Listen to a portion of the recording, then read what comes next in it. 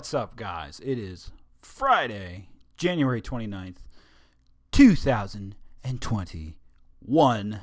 And this week on FritzCast, I have a very good friend of mine coming on to talk about a plethora of topics. Tim McMaster is my buddy from York, PA, and he is running for Pennsylvania State Senate, 48th District. Hopefully I didn't screw that up. Hopefully I didn't. Sorry, Tim. But we just wrapped up a great, very long conversation that covered his little personal history, how he got into things like farming, small-scale farming, pro wrestling, because everybody loved pro wrestling at some point, and then into libertarian politics and what inspired him to run for PA State Senate and some of the issues that he believes are at the forefront for his district in Pennsylvania. So it's a great conversation, and I invite you to take a look at his links that I'm going to provide in the description below to support his campaign and see what he's doing in PA. And I'm trying to hook him up with some of the people that I'm more connected with to help boost his local campaign, because one of the things in libertarianism that I always talk about is, well, not in libertarianism per se, but the Libertarian Party growth, we'll say, is focusing on the local winnable elections. And this is a special election coming up for the seat that is, according to him, predominantly Republican held. So it's a great conversation. I'm not going to drag this out. I'm going to let you dive right into it because it's a juicy one that's all over the place. And I'll catch you on the end of the program to give you some shout outs and updates and what's coming up. So get ready, guys. It's Tim McMaster on FritzCast.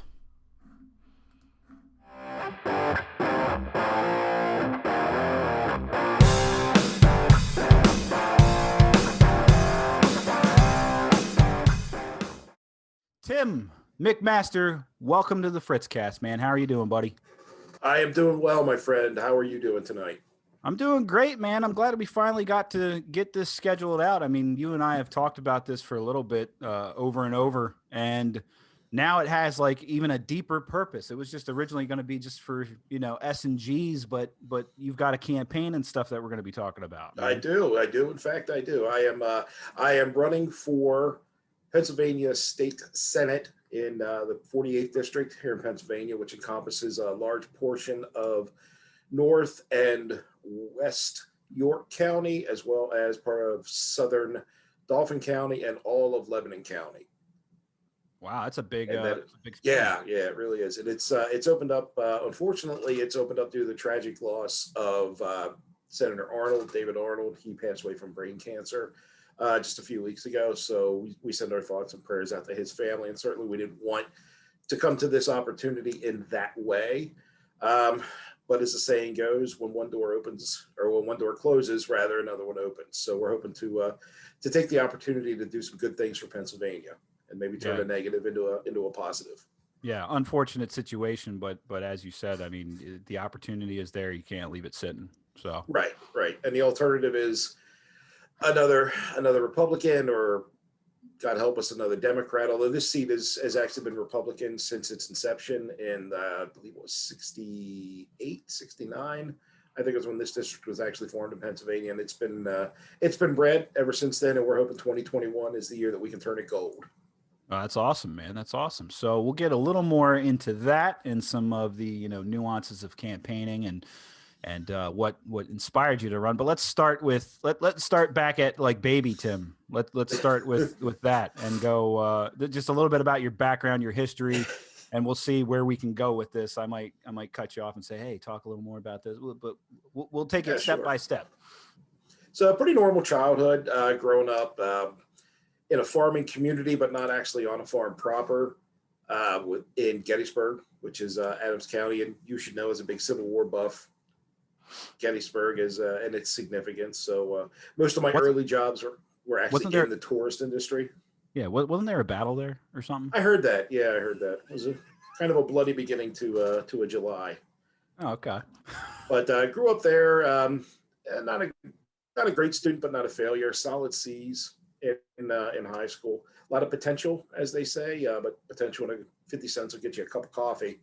Kind of squandered it for a little while till I met my lovely wife, who it really did turn my life around and kind of gave me a reason to push forward, to better myself. She had a son at the time, well, still does, actually.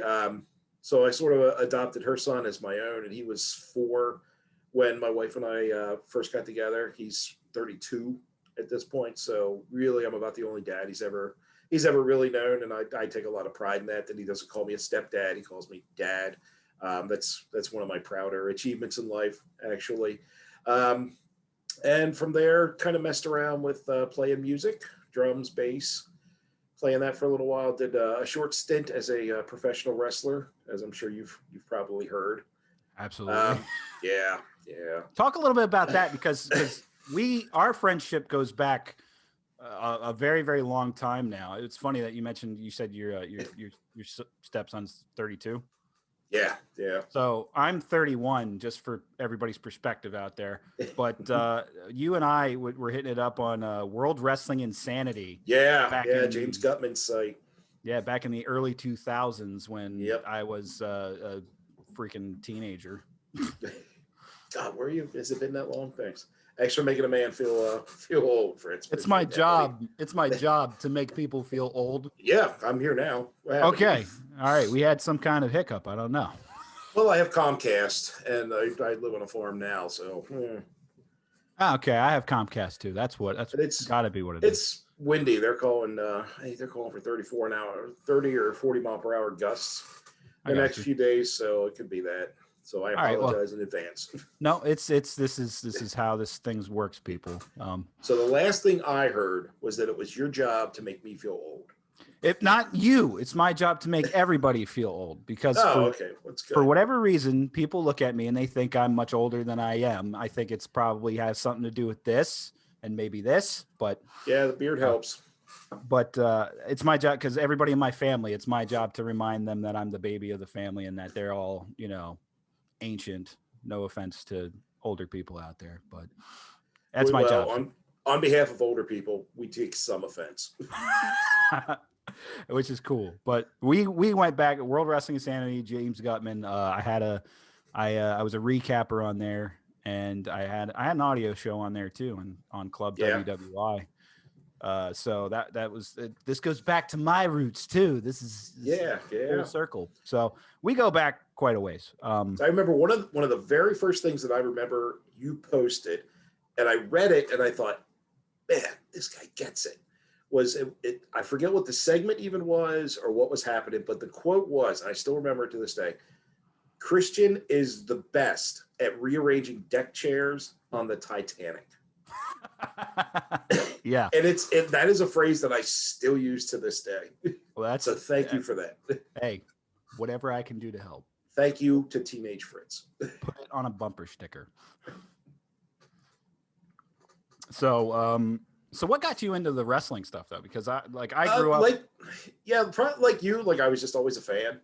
Yeah. I remember going to Harrisburg to the Zembo Temple Shrine, and I think the main event was I remember Andre was there, and he may have been in a tag with Bruno or with Backlund or something, and so that's how far back I go, to late 70s, very early 80s. Just always been a fan. And kind of once the early age of the internet came up and all the websites started popping up, started looking into it, I was like, I'm a fairly big dude and I've always been a fan, and I kind of know a little bit of the ins and outs because I had met some of the guys at some of the smaller shows that I had gone to when I was younger.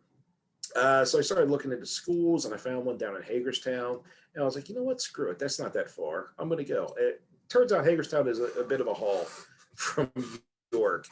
So I was putting about an hour and a half each way in after working a 10-hour day. And after the 10-hour day, doing about 45 minutes to an hour and a half in the gym, and then driving down to wrestling school, wrestling down there till 9, 10 o'clock at night, another hour and a half back up to York, and then going to bed for a few hours and getting up and starting all over again. Wow, man. That's a load. Yeah. And obviously I wasn't very good at it, or I'd probably still be doing it. So take that for what it's worth. Hey man, you lived my dream, because there was a period there where I was like, yeah, I'm gonna go to, like, into Jersey, and I'm gonna go to like Monster Factory, and just, I'm gonna train and do this as a living. Never came to fruition. Never actually did it. Never did it It was outside of a PlayStation. well, it was actually my wife who looked at me one day and she's like, "Would you rather be a has been or never was? Are you Oh, yeah. gonna take the chance, or are you gonna just 50 years from now going, you know what, maybe if I woulda." So that's a regret that I'll never have, and thanks to my wife. Yeah, that's still an awesome story though. So from there, you've been into things like small farming and Yep. things like Yeah. that, and I visited your farm up in York, Yes. Yes, you PA. did. You purchased some chickens from me. I hope they were I did. delicious. I did. They were some of the best that we ever Excellent. had. Thank you. Thank you. So what got you into that? Was that just growing up in a type of community like Well, that? as I said, I grew up in a farming community, but not on a farm. My dad grew up on a farm, so my grandmother and grandfather was actually their farm. So I spent a lot of time there growing up. So I spent a lot of time tugging at my grandmother's apron strings, as they say. And for years, I tell you, I have been chasing her chicken soup recipe. She never gave it to me, and I finally cracked it a couple of years ago. I'm not going to share it, but it does involve raising your own chickens. Yeah. Well, So yeah, that was no. always kind of a thing that was always in the back of my head, was just like, this is something I really like doing. And it brings back great memories from my childhood. And I always knew where food came from. And as my wife and I, got on a little bit in age and we had kids, it was really important to me that they also knew where their food came from. And that it wasn't just go to the store, pick up a can of this, or a cellophane wrap that, and that's where food comes from. It's like, no, there is actual labor involved. There's love involved. This is how it's done, and this is how it's done right. So that's kind of the motto that we've had here. Yeah, and how's that? You're still into that, right? We are. We transitioned out of the chickens because apparently chickens are extremely easy for people to do on small holdings. So a lot of our customer base was kind of started growing their own after they saw how great it tasted, which is awesome. I'm very happy about that, but it wasn't great for my business. Right. So we transitioned out of that and we got into goats. Now we have dairy goats, we have meat goats, and just this year we started getting into Irish Dexter cattle, which are a smaller breed. So they're not quite as big as the Angus. They're about 3/4 the size. They're a little more docile, and they're a dual purpose. So you can raise them for milk. You can raise them for meat. You can raise them for both, as we're doing. Gotcha. No, that's actually pretty cool, and I had never actually heard of that style of cattle. Yeah, they're fairly new to the U.S. I think they've only been in the U.S. since the 80s or 90s. My wife was actually the one that found the breed, so she would be more of an expert on it than I am when it comes to the cattle. I'm just the idiot out there putting up the fence and carrying the bales of hay around. She tells me, and I say, "Yes, dear." You're the muscle. Yeah, pretty much. I got you. Now, if I asked you, is there any kind of like crazy regulations with that you have to dance around, or It's in general? less. Oh, there's always regulations. You know how government works. If there's Yeah. something that they can tax or regulate, they will. We have to file a manure plan, which says what we're going to do with our manure. And I'm like, I'm going to spread my manure on my fields, and it's going to make hay that I'm going to feed back to my animals to make more manure. But I have to file a plan with the county extension office for that. There's all sorts of regulations about, well, with the goats, we can't sell people milk. We have to sell pet milk. So if you come to my farm and get milk, I have to specifically tell you this is not for human consumption. This is for pets. And you have to look at me and say, I know, thank you. But then you go home and you drink it anyway because it's delicious and it's better for you than regular cow's milk. Wow. See, and that's always baffling to me. It's something that my wife, much like your wife, I'm going to assume now, is getting heavily into this stuff now. And so it's like I've watched dozens of documentaries now, like Food Inc., small farms, natural farms, the whole nine. And it's very interesting to see how this works on a small business scale and on a small setting scale versus the big industry and what the big industry is trying to put into place to stop people from doing it. And I've always thought that those the big factory farms are far less farm and far more factory. You know, because what they're doing is essentially they're taking the industrial model and applying it to foodstuffs, and you can't do that because their goal is going to be to make we'll call it food. It's really just notional food. Is to take that and to make it ship better, store better, last longer, look prettier. Now, in those things that I just listed, where is taste? Where is nutritive content?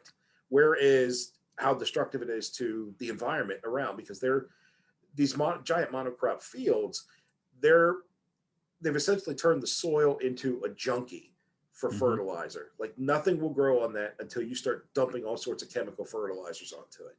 And we don't have that problem here. We have the opposite problem. Like we have to make hay on one of our fields 3 times a year. The average around here is you get one really good cutting of hay once a year. But it's because we're rotating animals through. The animals are eating the grass down. They're peeing on it. They're pooping on the soil. They're putting the nutrients back in. Then they're walking over it. So they're gently trotting those nutrients back into the soil. And then we're moving them off of it onto a different field so that field can absorb those nutrients and grow that hay. And it's really no more work than it would be at a giant industrial farm. It's just that I have to put in a lot of little steps instead of giant steps. Yeah. But and that's as much as I love being on this farm and working on this farm, I don't mind it. It's less work for me and more like, man, this is really awesome. I love doing this. Yeah. And that's something that is sparking an interest in me. And I think it's actually sparking an interest in a lot of different people. I think they're moving. I know a lot of people in my circle, at least anyway, who are moving this direction of, instead of, am I going to buy a house in the suburbs or whatever? No, I want to buy like a plot of land and do up, That's awesome. Some self-sustaining, little It's things. fantastic. Any little bit you can do to make it better. Like and I'm not some guru about it. I mean, I'm still learning stuff every day, as we all are on this. But I've mentored, I guess, other people, and they've been like, "Well, how can I grow any food? I live in an apartment." And I'm like, "Well, you got a balcony, right?" They're like, "Yeah." I'm like, "Come on, you get 5 or 10 5-gallon buckets. You drill some holes in the bottom. You throw some soil in it. You throw some seeds in it. You can grow tomatoes, peppers, cucumbers, broccoli, cauliflower on a balcony." Yeah. So you can grow not all of your food, obviously, but you can grow enough that you can make a difference. You can get started. It's the whole do what you can with what you have where you are mentality. Yeah, it's getting inventive with it. Excuse me. No, you're good. It's getting inventive with it, using the space that you have that you can utilize. I mean, we do that in our backyard right now. And and that's fantastic. If everybody would do just a little something, if they can, the difference that it would make in the food system in this country as a whole would be monumental. Not only the food system, but for everybody out there that, espouses about climate change and all that, it actually makes an environmental impact, too, because this is like the more natural route of doing things. Right. And that's one thing, like I kind of stray away from mentioning that aspect of it because it has the political ramifications on it. Yeah. I know a guy running for political office wants to avoid political ramifications. Go figure. But a lot of the times we've seen, we haven't run the soil tests here because they cost money, and I hate spending money if I don't have to. But there is a ton of empirical evidence out there. It's been done by major credentialed universities that perennial grasses, your hays, your forage, your pastures, essentially, that keeping them in a dense growth and keeping a lot of animals on them, cycling the animals through, that actually sequesters more carbon than giant trees do in the same amount of space. So if you have 1 acre and it's intensively grazed with perennial grass, that will produce, or rather sequester, more atmospheric carbon than an equivalent amount of old growth trees will. And a lot of people don't think of that, but a tree is one plant. And when you have a whole pasture full of these forages, these plants, those are each individual plant. So they're all taking in the oxygen. They're all sequestering the carbon into the soil where it can be bioavailable to the root systems for other plants and keeping it out of the environment. Yeah, absolutely. Or out of the atmosphere, rather. Yeah, absolutely. And I'm digging the people that are pushing this way. Yeah, if you have a chance, look up anything by Joel Salatin. If you've seen Food Inc., you know who Joel Salatin is. See the guy in Virginia? Yep, Twirt, Virginia. Yep. Yeah, Very, very familiar. Tons of books from him. In fact, this slide over here. I just rereading this one, which is a Salatin book. Just rereading that as time permits, just for leisure. So I'm very into Joel Salatin. It's awesome. So moving away from farming, then let's get into the nitty gritty of the politics. Then, obviously, I'm going to assume that Tim McMaster didn't start off in life as a libertarian, probably. Not a registered libertarian. I think I've always been a libertarian at heart. I just didn't know what it was. Right. Because my motto has always kind of been like, just live and let live. Like, if you're not doing something that impacts me, get down with your bad self. Which is pretty much the libertarian mantra, I think. And I don't want to speak for all libertarians, even though some libertarians tend to do that. I'm not going to be that guy. Right, right. But I think the libertarian mindset largely is do unto yourself and leave others alone. Yeah. It's kind of always how I've been. Like, I've had friends of all races, all ethnicities, all sexual orientations. I've been to a lot of gay bars. It sounds weird, for a guy that's married with kids, but I love going to gay bars with my gay friends because it honestly is some of the most fun you're ever going to have. Really? And losing a game of 9-ball to a 6-foot tall transvestite in 6-inch heels is an experience you never forget. And I've done that. Yeah. And they were so opening and welcoming to my wife and I, and there was no pressure. There's none of this, like, oh, they're going to try to make you gay. It's like, no, they don't care. They're just there to have fun. And like we do, like, if straight people go out to a bar, you're going out there to have fun. And that's what, all my gay friends would go, and they take me along to the bar because we were friends and we were just friends going to a bar. So I think I've always kind of been of the libertarian mindset, just not really registered as a libertarian. So when did the registration as a libertarian come into play? Because I think I registered as libertarian the first time in '96. Okay. Because I wanted to vote for Harry Brown. Gotcha. Okay, so you're one of the Harry Brown originals, OG gangsters. Yeah. Which is why I was so passionate about Jo Jorgensen running this past year, is because she was his Veep candidate in '96, and I thought that was fantastic. And then I would say probably '98, '99, I switched over to being a Republican, largely because I didn't want Al Gore to be president. Being an old heavy metal fan from back in the day. Al Gore's wife, Tipper Gore, the PMRC, that whole thing, it was, he had to be stopped. And probably about, I think it was September 12th, 2001 was when I really took a step back and started looking at the world around me and said, wait a minute, something's amiss here. And that's kind of when I went full bore libertarian. We started seeing the government overreach. Not saying that 9/11 was an inside job or anything like that, but it was certainly used. The event itself was used to advance an agenda. Yeah, and we're seeing patterns established here of government using things to their advantage, whether or not we get into conspiracy theories and are they inside jobs or not. But definitely, when the government has an opportunity at their hands, they pounce on it, and if the government is efficient at one thing, it's that. It's finding a way to utilize something. It is exploiting tragedy.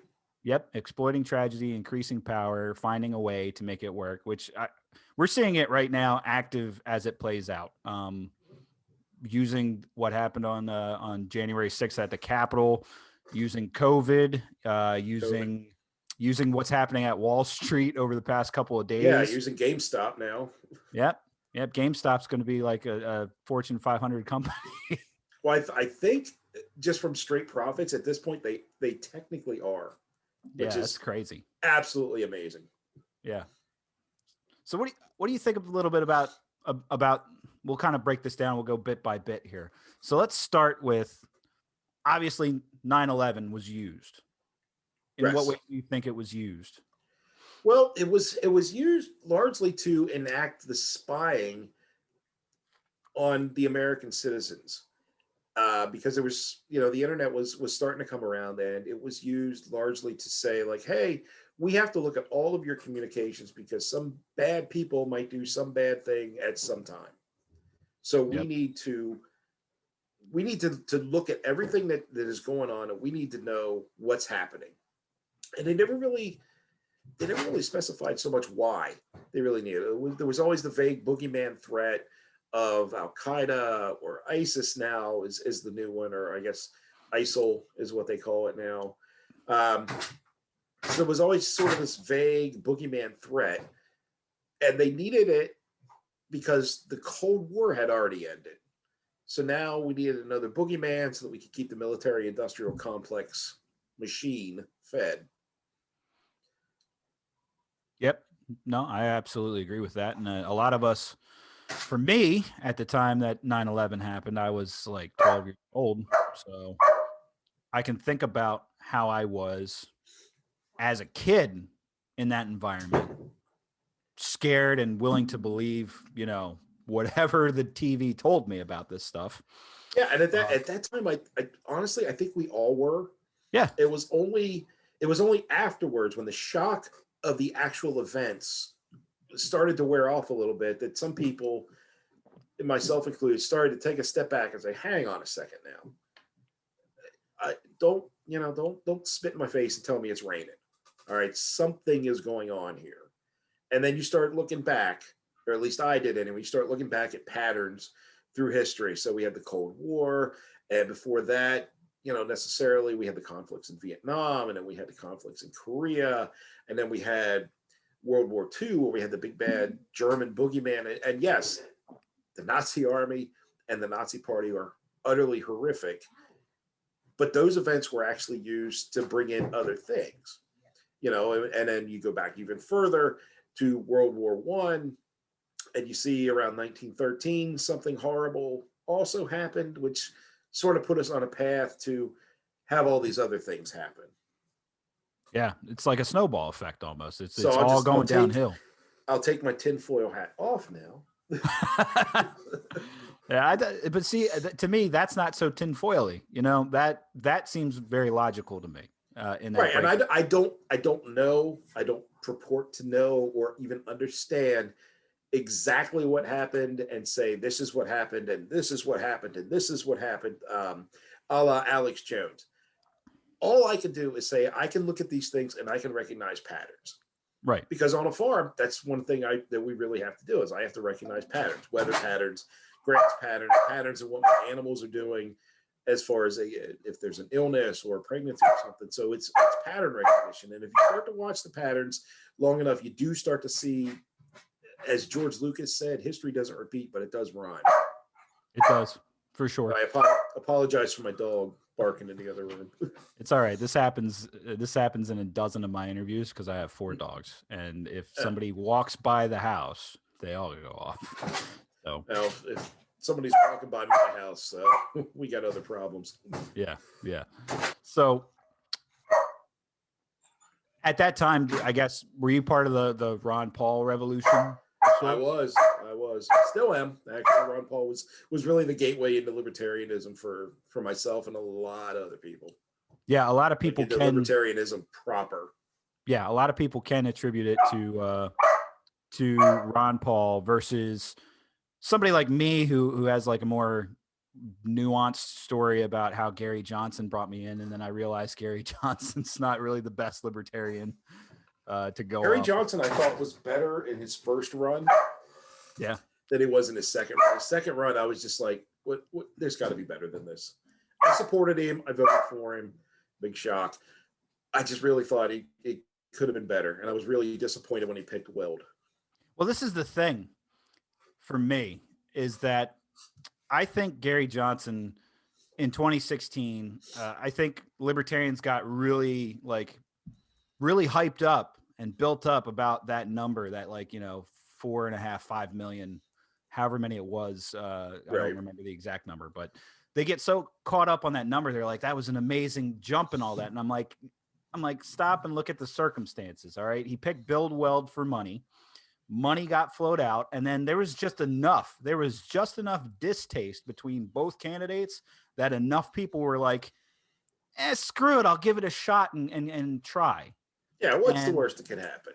Yeah, that's what I feel like that's what I feel like that 5 million number is. That 5 million number was not like growth of libertarian people in the ideology. It's a nice little boom, but it was mostly people going, I've had it with these two. I'm not voting for Clinton. Yeah. Unfortunately, it was more a vote against the status quo than it was for Gary Johnson. And that's one thing I've always tried to do is vote for something or stand for something and not just oppose things.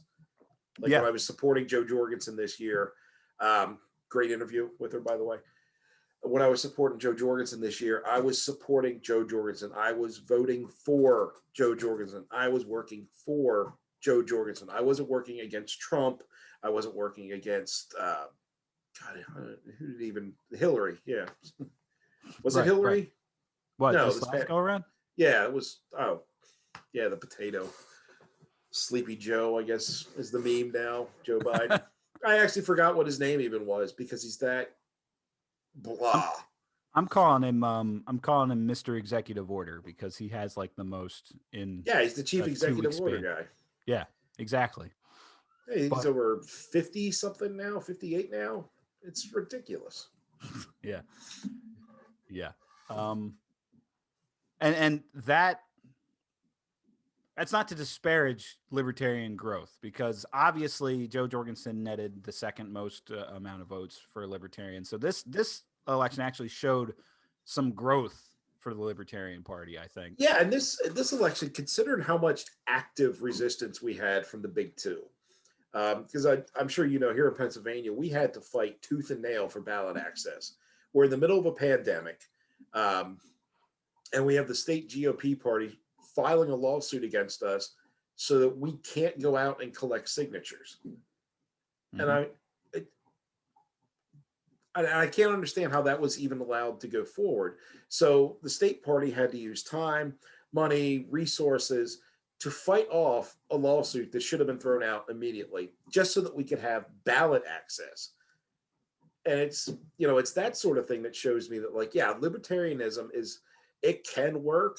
It just needs the help of passionate people. Yeah.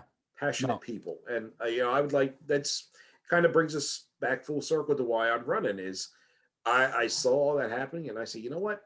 Damn it, I'm going to be one of those passionate people. I am going to throw my hat in the ring and I am going to bust my hump to try to get elected, to show people that libertarians, we're not crazy, scary people or anything. Daily, I get accused of being just a Republican with weed, or I'm just a selfish Democrat because I want to keep all my money. And neither of those things is accurate. I don't smoke weed. I really don't have any guns, or at least not many.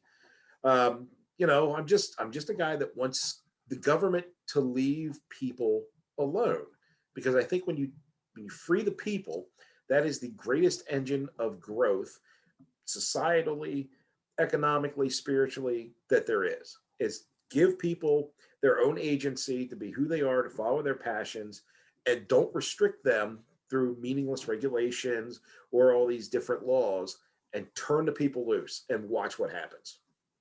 Yeah. And let's kind of break this down. Let's smash some of these notions, because there's lots of, I guess, misconceptions and preconceived notions that people have on what libertarians are. And you hit some of them on the head. Like you're just a Republican that likes weed. You're just a pothead Republican. But that's not the case.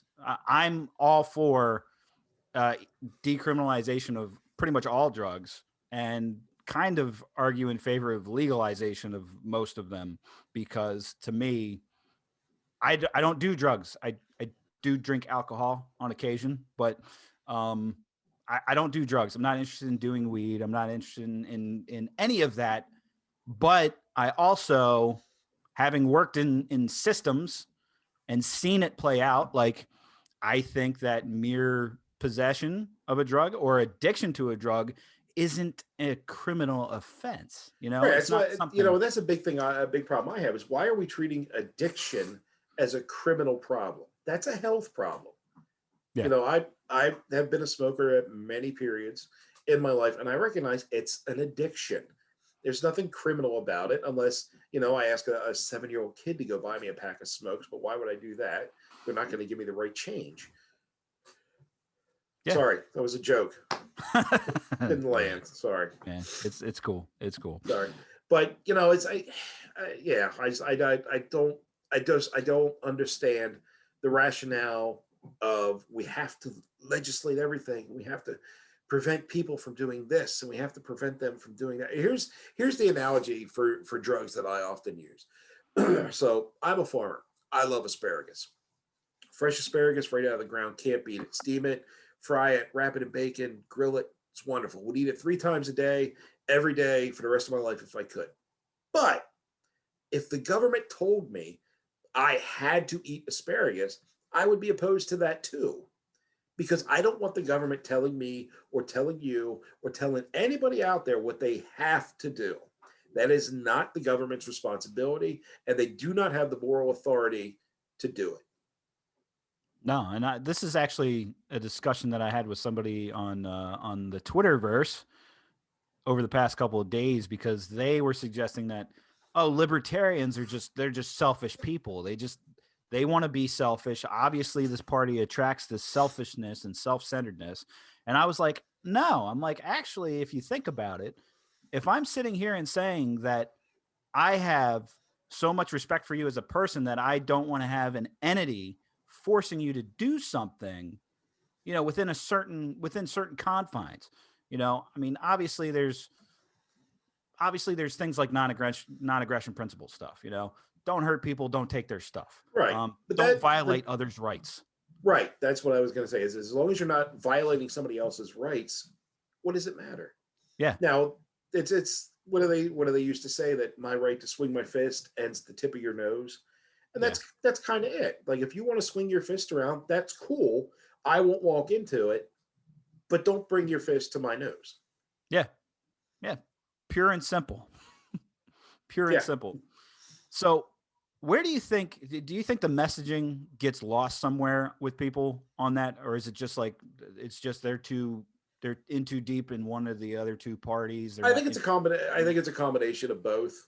A lot of times the messaging, can get lost because, like, a lot of times libertarians, we have these great ideas, but we're not really out front kind of people. Like, I'm not really comfortable speaking in front of large groups. Now, I say that having also let 400-pound men pick me up and throw me around in my underwear, which is a little different, because I was playing a character at that point. Right. So a lot of times, speaking mainly for myself, is coming out and being just this naked and vulnerable, naked figuratively, obviously. It's tricky for libertarians, because we think we have these great ideas and we're very passionate about them. We very much believe in them, but sometimes we get in our own way. We step on our own shoelaces, as it were. And part of the problem on the other side is that the messaging from the other side, the big two, they certainly don't want to lose their duopoly over us, because at the end of the day, it's a lot like pro wrestling in politics, in that out front of the cameras, they're, I'm going to beat you from here to high water, and, I'm going to kick your butt all over this building. And then you get to the back and you're opening beers for each other. Yeah.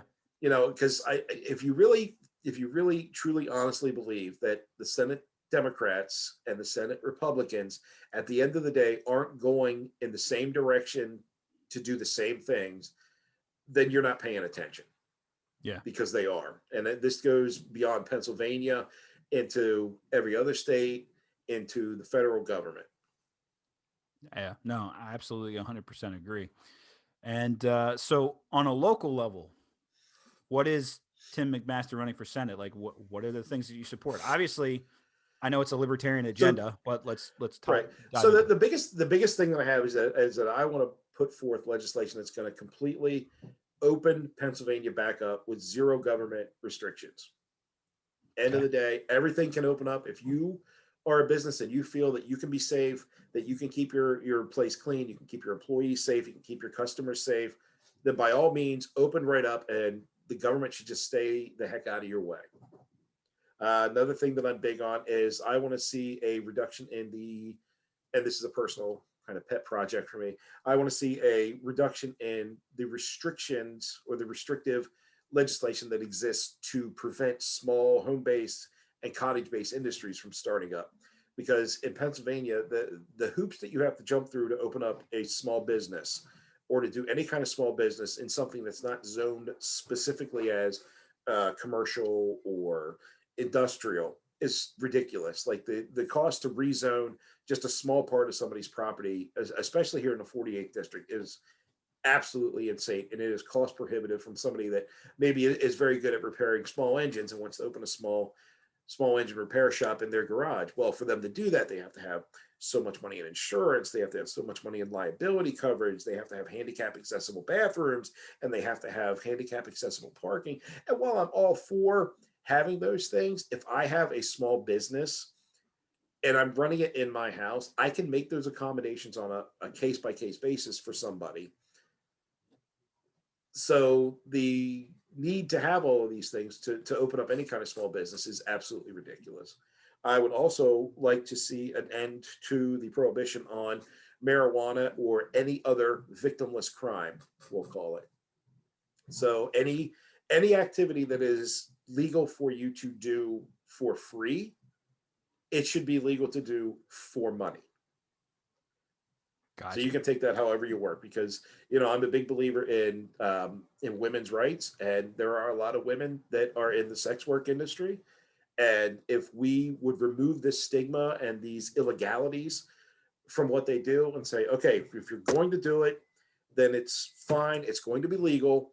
And that way, if the worst happens and they get abused, they get beaten or something like that happens, they now have legal recourse. Because if a woman is in the sex work industry and she is abused, she's beaten, whatever it was, she has no legal recourse because she would then be prosecuted for the sex work. Yep. So it definitely would prevent her from reporting that. And it kind of, as they say for a lot of the illegal aliens that they're talking about these days, is it would bring them out of the shadows. Yeah. And I honestly don't believe that I believe that if there's no victim, then there's no crime. Yep. No, absolutely. I think that's like a core tenet of libertarianism and the non-aggression principle is the notion that if you don't have a victim, what is the crime? And you can't drum up stuff and say, oh, society is the victim, like that's the state coming in saying, well, I'm the victim, Yeah. And I would say that society is the victim of the government. Yeah, absolutely. If anything is more indication of that, I would suggest that the past 10 months, well, we're approaching the year mark now. The past year has been, hey, you're on lockdown because we think that this is dangerous and you guys can't handle yourselves because you're not grown adults or something. Yeah. We are in month 11 of 15 days to flatten the curve. Yeah, man. 15. Well, it's 15 days, but it's scattered through the months, I think. Now, are those days on Saturn or some other planet that I'm not aware of? Because this is a very long 2 weeks. I think it's on the time of, whatever planet the lizard people that are running things came from. I'm not entirely sure. I'm not entirely sure about that. Don't hold lizard people days. Got it. Yeah. But, but the overlords obviously know best. That's why things have remained so consistent throughout this whole thing. We'll just leave it at that. Yeah. And honestly, if I go to an establishment and they say, hey, would you please put on a mask? Sure. That's a private business. They have the right to ask that. Just like I have the right to shop there with a mask on or shop somewhere else that doesn't require a mask. It's private property rights. If they want to enforce that, sure, they can. But when the government steps in and says everyone must wear a mask, everyone must be socially distant, we have to close down, we have to lock down, we have to keep kids out of school. Like, this is, as a parent, this is the hardest thing for me to grapple with, is that they're keeping kids out of school for a virus where it's proven that children are not, they're not a spread vector for this disease, for this virus rather. And that if you're under the age of 25 and in reasonably good health, you're 99.95% not going to get the virus, or if you get it, you're going to get the sniffles for a few days and be perfectly fine. Yeah. You know, the psychological and the sociological damage that they're doing to these kids it's unconscionable. Yeah. And so that makes me wonder, how do you feel about, have you followed anything about the school choice that's been going on? I think it's school choice week this week in the nation. I believe it is. Yeah, it's actually been really busy with the campaign and the farm and everything. So I haven't had a chance to check in on it too much, but I'm a huge proponent of school choice. Yeah. Yeah. You know, there's no reason why and honestly, this last year has proven that it can be done efficiently if it's chosen to be done. That it is cost effective, it can be efficient, it's technologically feasible for parents to choose cyber school if they want to, homeschool if they desire, and that it can be done, and then that there is a way to keep the kids learning and keep them motivated.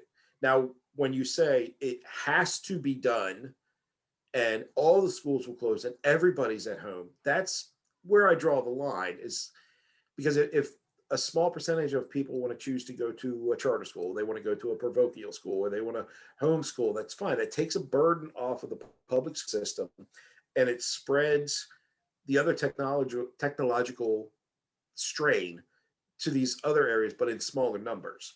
So the way they're doing it now is they're just everybody go home and everybody learn online. Technologically speaking, I don't think they were ready for that. I know the kids weren't ready for that. They were definitely not socially prepared for that. I know my kids, you know, without getting too deep into it, my kids had some issues with it at first, because you're going to school every day and you're seeing your friends and you have a routine, and then all of a sudden, bam, nope, you're done. Yep, sit in the living room in front of a computer. Yeah, and I know that took a toll on my kids. And I don't have slow internet here, but when I'm working from home, I have two kids who are taking classes from home. That is, you know, that is not something that my cable provider had ever planned for, that much data usage. Yeah. You know, so just even from a technological standpoint, like it's harmful because there were disconnecting issues. I know for the first 2 months that my kids were in the lockdown and homeschooling, at least twice a day, they would come to me, they're like, Dad, what do? We got booted off our class and we can't get a hold of the teacher. You know, so we're running around our house, we're rebooting routers, we're rebooting computers. And it turns out that the problem was the throughput at the school.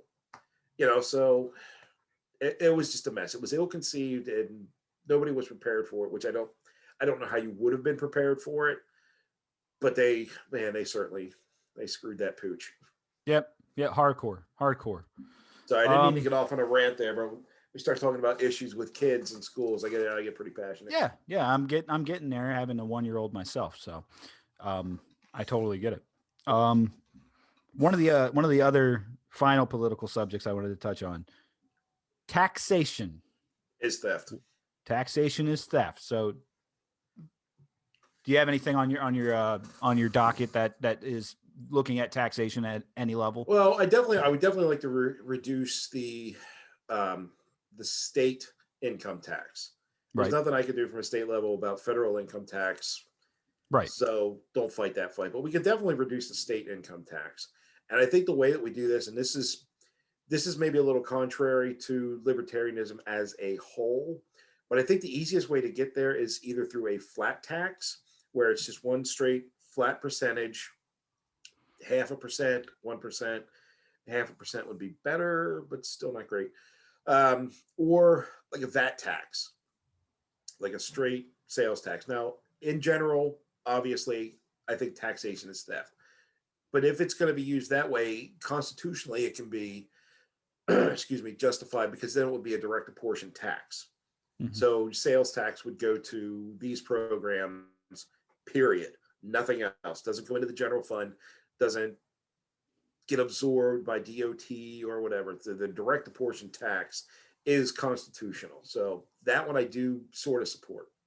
Right. As Okay. long as it's applied fairly and as I hate saying the words fairly and tax Yeah. together Yep. because Yep. it's very not. But as long as that tax would be applied or directly apportioned and applied fairly and even-handedly and extremely lightly. Yep. Yep.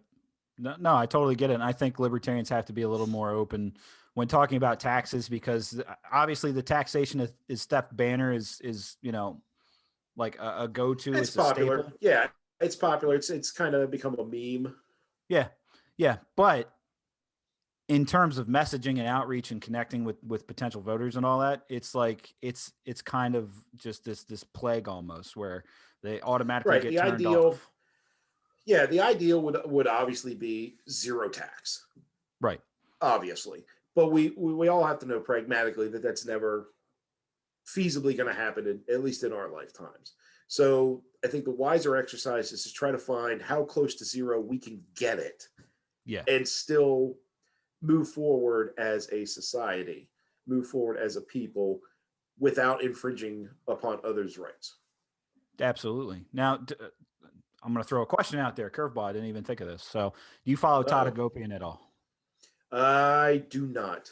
Okay, so Sorry. Todd Hagopian is he's a pretty big rising influencer in the libertarian movement on a national scale, and he started up something called overtaxationistheft.com, in which he's trying to get a bunch of people running at state level to sign on for either reducing or abolishing the state income taxes. So that's something that you might want to look at.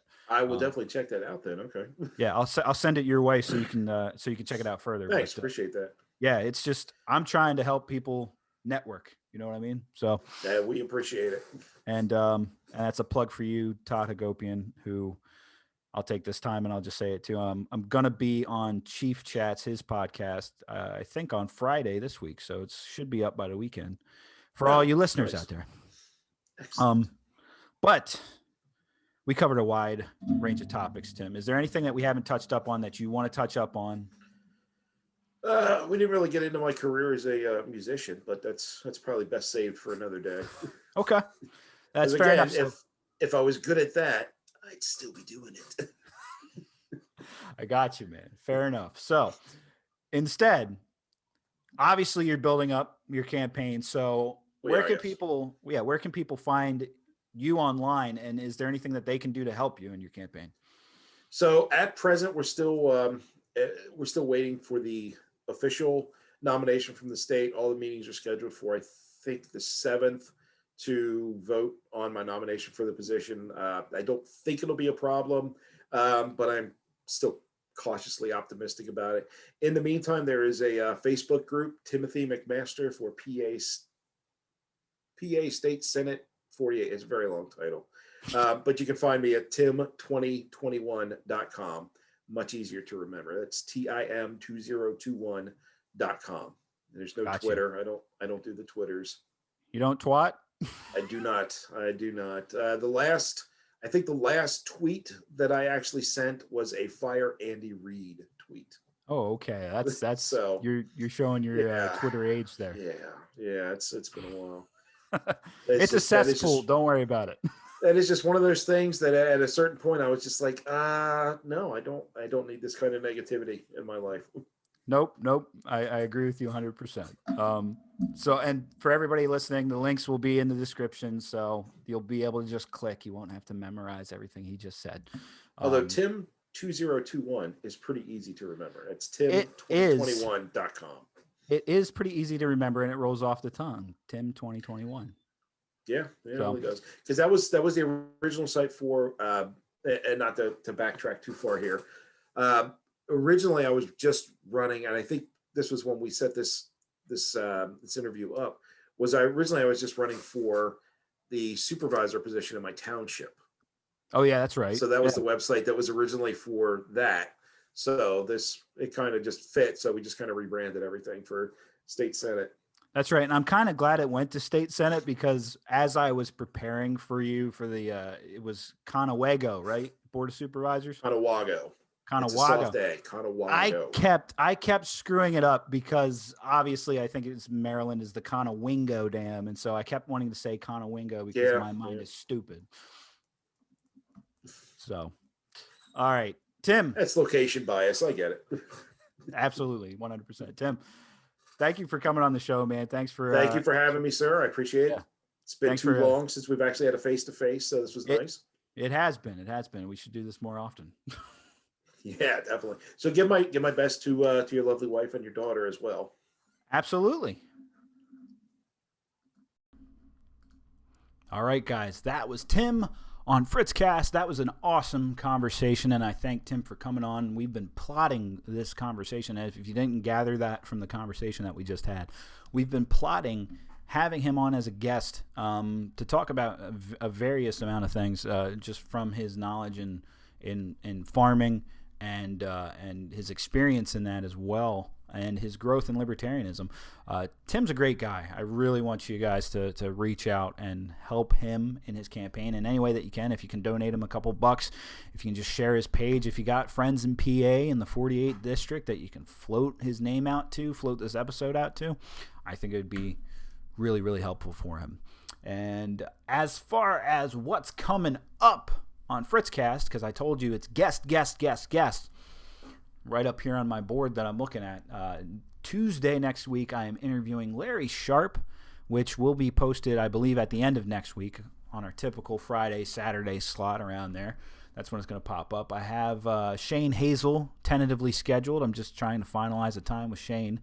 That's coming up. And then we're looking at Brian Nichols and a couple other people coming down the pike, and we're getting ready. I'm getting ready to start booking for February and March, and even looking into April. So we got a lot of stuff coming up. And on top of that, because people have been asking me for solo episodes, I'm trying to find a way to work in some solo episodes on the side there too, moving more into bulking up on these interviews, like recording a couple throughout the week and holding them and putting them out as I can. So there's probably going to be some more standstill episodes. I might even start doing some shorter episodes, like 15, 20-minute mark, just focusing on one thing going on, like the stock market thing. The stock market thing is insane, and I know very little about the stock market. That's about how much I know about the stock market. But GameStop boomed. It was a play against these hedge fund guys, these billionaires, and oh my God, it's taken the internet by storm. So there's things like that I could touch up on in just shorter little segments and more focused things. So that might be coming down the pike as well. We'll see how it happens. I'm actually working on, as soon as this episode is done processing and uploaded, I'm probably going to do a little January highlights of the last month's episodes and a little condensed 15 to 20 minute, just taking little segments. And so it's like a feeler or an ad, almost like a put out, like this is what you're missing on FritzCast. So that's coming up too. And then also pay attention, because either today or tomorrow, the Chief Chats episode from Todd Hagopian and Kevin Hobby, featuring yours truly, this guy, they invited me onto the show. I was the guest. That crazy that they would want me on there on their show as a guest. But that's going to be put out. I'm going to put that out for you guys to check out as well. Remember, guys, you can follow me all the time at FritzQS on Twitter, Facebook.com/TheFritzCast, until the page gets banned inevitably for posting something contrary or something. I don't know. And if you're on YouTube, you already got me on the YouTube. FritzCastPodcast@gmail.com if you need to reach out to me directly. And remember, I love you. And if you can help me out, the only thing I ask of you is look down below. You have a comment section, you have like buttons, you have reviews that you can leave, and many of you are. Kevin Hobby just left me a heartwarming one on iTunes, on Twitter. It tugged at my heartstrings. Made me feel like I was doing a good job. But your reviews help. Your reviews do help. It boosts the podcast up in rankings, and people see higher reviews and they go, "Oh, this podcast is legit." So help me out. Help a brother out if you can. Because remember, I love you. And I'll see you next week.